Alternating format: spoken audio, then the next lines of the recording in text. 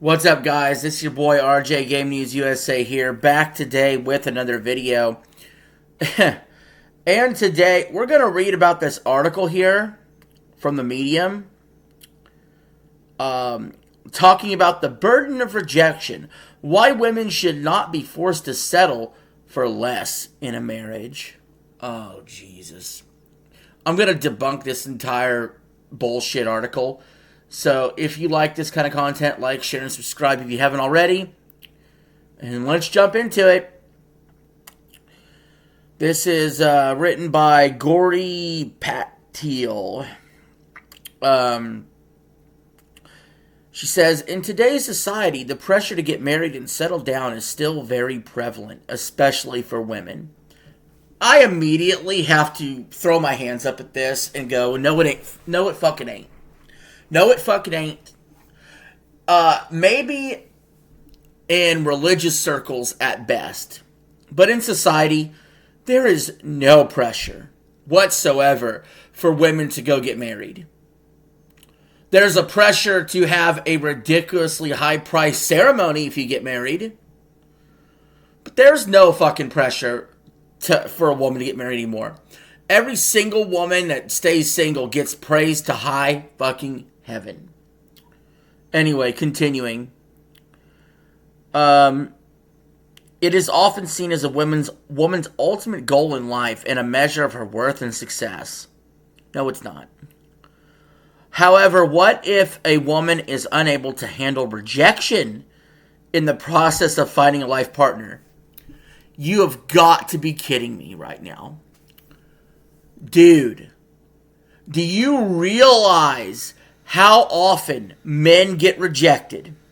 Okay? And you're worried about a woman being rejected? Really? How often do you dudes in the audience here get absolutely rejected by a woman? Right? And sometimes they'll do it in the most embarrassing fashion. Yet we're supposed to get on our high horse, and we're supposed to try again and try again. And in fact, that's one of the reasons why I end up with a girlfriend, is I really don't have any fear of rejection. I'll bat 1,000 fucking times to see if I can hit the 1,001st chick I talk to. Literally. I just try and fucking try and try and try and try until I get it. That's effort and tenacity. Some people can't handle that level of rejection constantly. But this chick's acting like one woman being rejected once is just earth-shattering.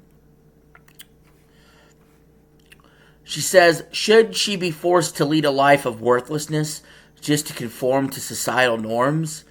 And what should be the responsibility of her father in this situation? We're going to pin this on her father? What do you want her father to do? Do you want her father to broker a relationship? Do you want her father to find a guy to fuck her? Do you want her father in the room to hold her down? Like, what are you asking? What are you implying here? In this blog, we will explore the burden of rejection on women in the search for a life partner and why they should not be pressured to settle for less. This is an oxymoron. This is dumb. This is so dumb. How could you be complaining on one hand about rejection and then also refusing to settle for less, which means you reject other guys? Hello? Anyway. Firstly, let's address the idea that a woman's ultimate goal in life should be marriage. While marriage can bring joy and fulfillment to some, it should not be the sole purpose of a woman's existence. Nobody claimed it was. Nobody is. This is a false narrative. Women are capable of achieving great things and finding happiness outside of marriage. Yet, society often puts pressure on women to get married at a certain age, as if it is an achievement or a box to be checked off. This mentality can lead to women settling for less than they deserve just to meet societal expectations.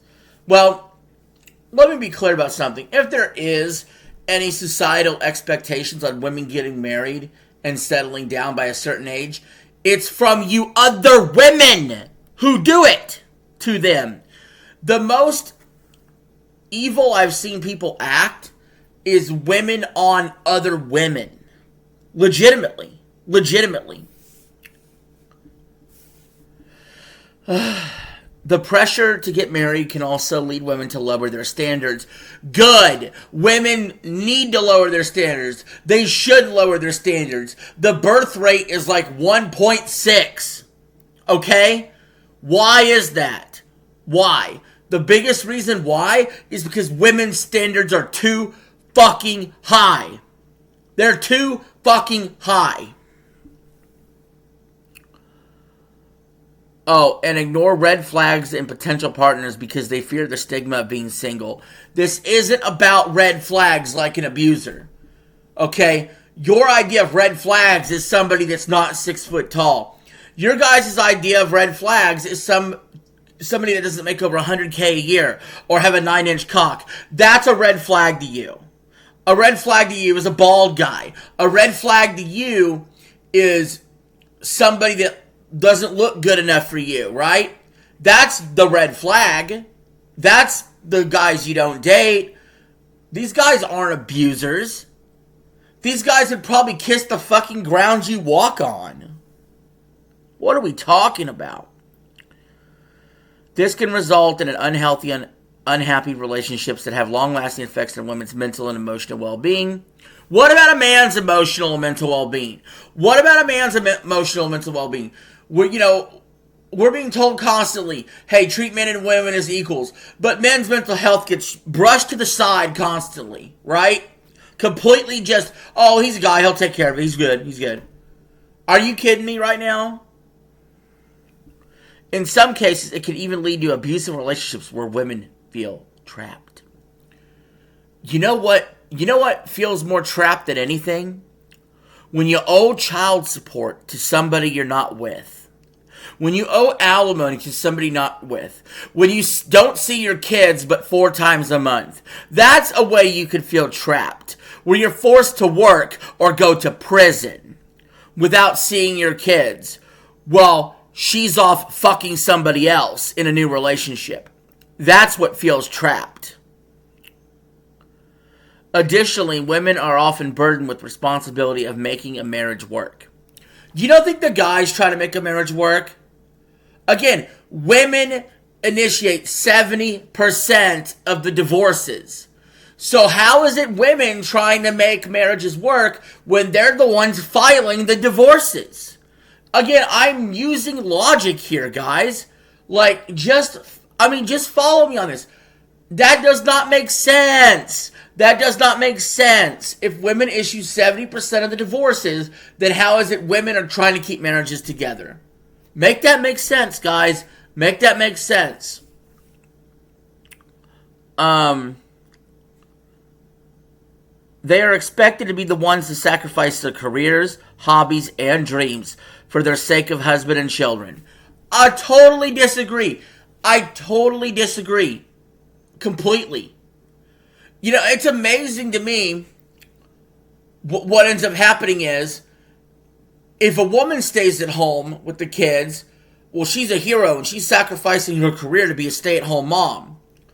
But if she goes to work, then, she's a career woman trying to provide for her kids and do what's best for her kids. If a guy stays home to be a stay-at-home dad, he's a deadbeat, he's a cuck, he's a loser, you know what I mean? But if a man goes out and works, well, the woman stays home, he's forcing her to stay home and he's always out, working and he's busy and, and so it's like either way, the woman is seen as a hero in this situation and the man is seen as the villain. That's how society has set this up. You realize this, right?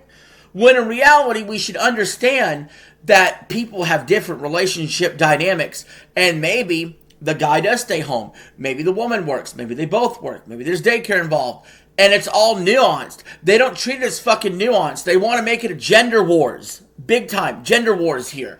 And I'm just here to refute this stupid bullshit. This expectation can put immense pressure on women and leave them feeling unfulfilled and resentful. It is unfair to expect a woman to give up her own happiness and joy for the sake of marriage that may not bring her joy. So, staying home with the kids is giving up your happiness and goals?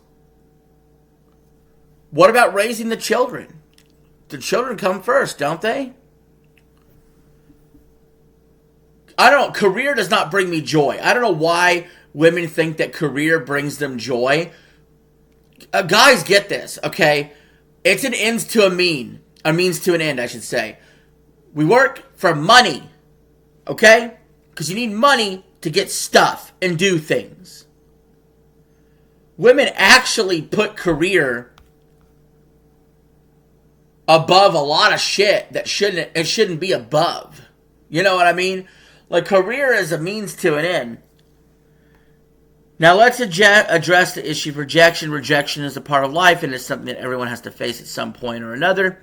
However, women are often taught to handle rejection gracefully, especially when it comes to finding life's partner.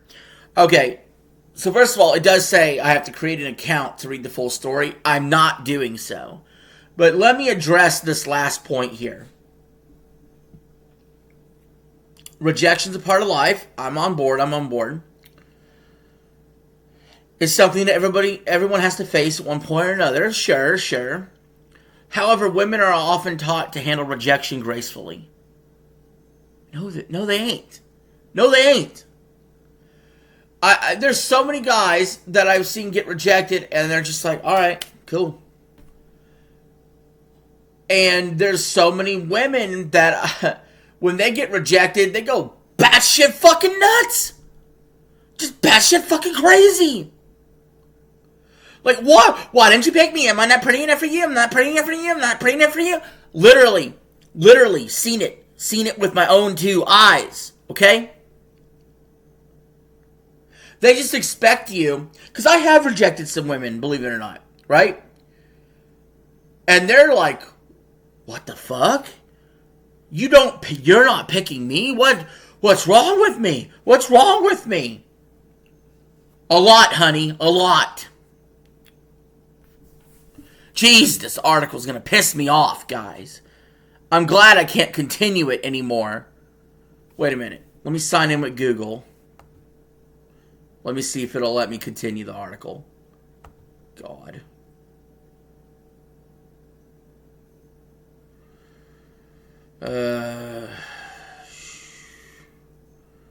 Okay, it didn't. And that's probably for the best, because honestly, it just... Here's what amazes me, okay? I'm going to get called a misogynist for this video. Flatly. I'm going to be called a misogynist for this video. When literally all I'm doing is refuting feminist points. Okay? So I'm not advocating for misogyny. I'm literally just saying, chicks, if you want to be treated equal, you can be treated equal. But don't get the special fucking treatment that you get, okay? If you really want to be treated equal, 50-50 child custody. No more child support. No more alimony. If you really want to be treated equal, then when divorce happens, don't take half the shit that doesn't belong to you. That's how you want to be treated equal? Actually be treated equal. Be forced into the selective service like men are. Right? Actually be treated equal. Then we can actually talk and agree on shit, right? But somehow, some way, you still want to be put on a pedestal by the government.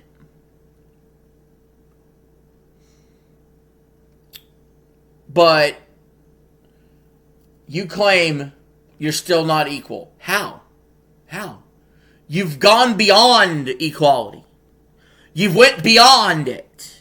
You could do everything a man does and get all the praise, all the protection, and all the government-funded projects in your favor.